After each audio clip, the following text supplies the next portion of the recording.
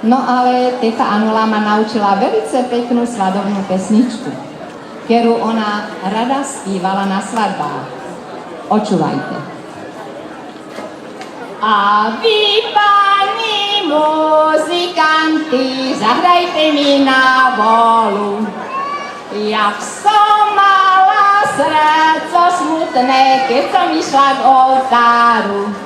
Keď som smutná premenila svoj stav panenský, prijala som 7 svátosť, to sa manželský.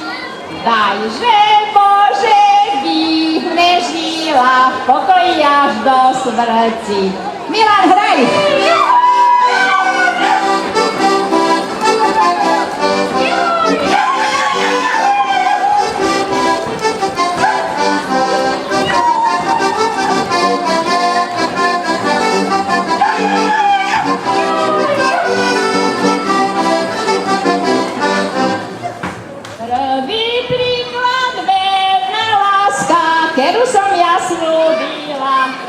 Tému, keho som si vtedy za manžela zvolila.